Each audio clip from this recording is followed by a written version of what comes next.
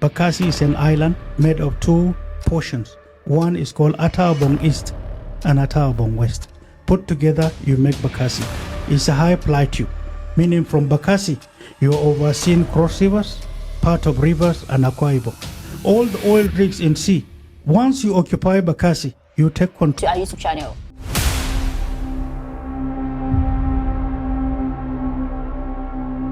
When they were taking it in court, people have forgotten that there was a build-up before of exhibits in World Court, knowing fully well that Bakassi was part of Nigeria.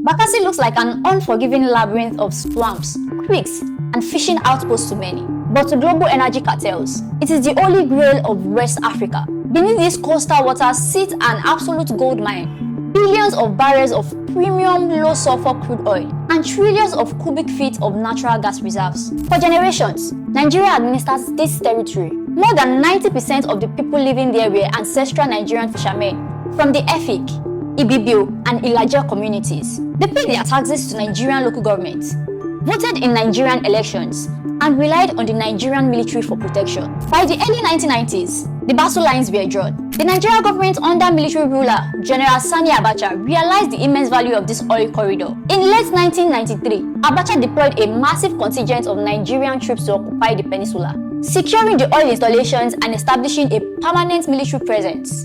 Cameroon retaliated, and throughout the mid-1990s, deadly military skirmishes broke out in the swamps. Then came the first major anomaly in the timeline. In March 1994, instead of engaging in a protracted, bloody guerrilla war that they were destined to lose on the ground, Cameroon abruptly ran to the International Court of Justice in The Hague. Why? Because the global elite had already assured them of the outcome. On October 10, 2002, the World Court delivered a bombshell judgment that sent shockwaves through Africa. The ICJ ruled that sovereignty over the entire Bakassi Peninsula belonged to Cameroon. How did they justify stripping Nigeria of a territory it had governed for nearly a century? They based their decision on an archaic piece of paper, the Anglo-German Treaty of March 11, 1913. Think about the sheer controversy of this. The modern African territorial crisis, involving the lives of hundreds of thousands of living people, was decided based on a map drawn up 90 years prior by dead British and German colonial masters, who never even set foot in the Bakassi creeks. The story runs deep here.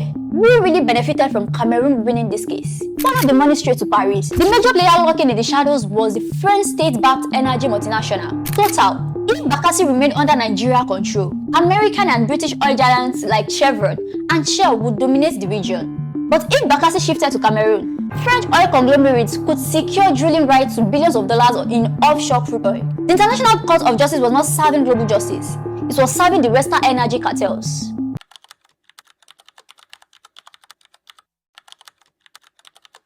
After the International Court delivered its verdict, the Nigerian public and the local population refused to budge. The Nigerian Senate openly declared the ICJ ruling unconstitutional, asserting that changing national borders required an act of parliament. The streets of Calabar and Port Harcourt were boiling with anger.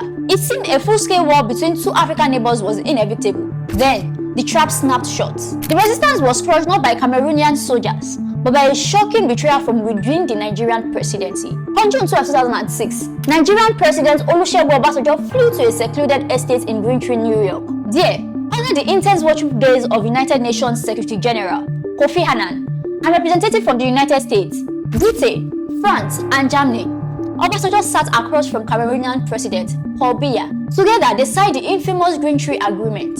With the stroke of a pen, President Obasanjo agreed to completely bypass the Nigerian National Assembly, ignore the protests of his own military generals, and willingly surrender the oil-rich peninsula to Cameroon. Why would the leader of Africa's largest energy producer willingly give away billions of dollars in sovereign territory without firing a single shot? The answer lies in a masterfully coordinated piece of geopolitical blackmail.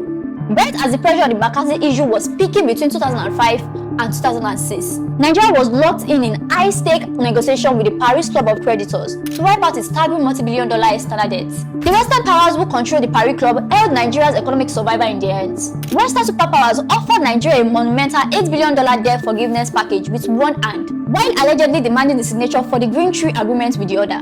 The sovereign land of the Bakassi people, along with the citizenship, was used as a giant bargaining chip to clear financial ledgers in Western banks.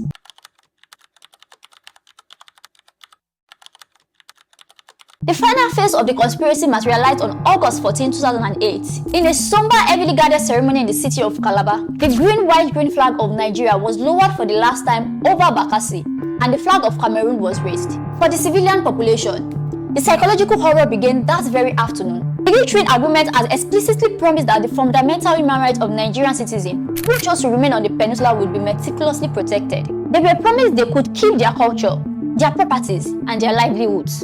But it was a spectacular lie. The moment the Nigerian military pulled out, the Cameroonian paramilitary forces, known as the gendarmes, moved in with absolute brutality. Reports began leaking out of the peninsula detailing systemic extortion, physical harassment, and arbitrary crushing taxes levied against Nigerian fishermen. The ancestral waters where these fishermen had cast their nets for generations were suddenly cordoned off. To fish in their own backyards, they were forced to pay exorbitant foreign residency fee that they could never afford. This economic terrorism forced the local population into a heartbreaking dilemma. They could stay, renounce their ancestral identity, and subject themselves to an aggressive foreign administration, or they could abandon their homes and flee. Over 100,000 people chose exile. They walked away from their ancestral shrines, their schools, and their family lands, crossing the Cross River estuary with nothing but the clothes on their backs. Decades later, families are still crammed into dilapidated temporary structures. Even worse, because these people were uprooted from a geopolitical twilight zone, thousands of their children have been plunged into a state of functional statelessness. They do not possess Cameroonian identity papers, and the bureaucratic machinery of Nigeria has failed to issue them proper documentation. They cannot get international passports, they cannot vote, they cannot access standard healthcare, and they cannot find formal employment. They were systematically abandoned by the country that treated them away, and entirely rejected by the country that took their land.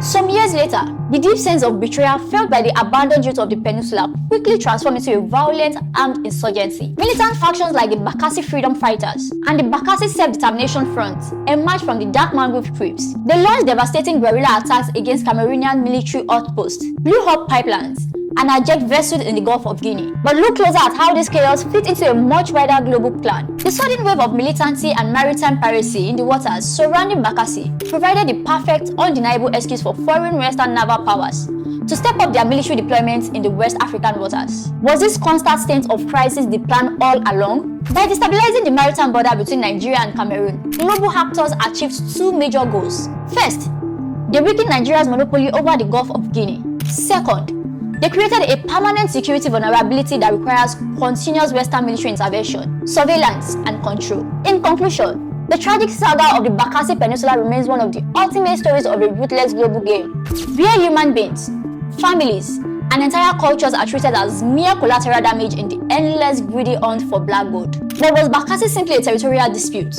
Or was it a much bigger game being played behind the scenes? What do you think? Drop your thoughts, your theories, and your perspective in the comments. See you in the next video. Bye for now.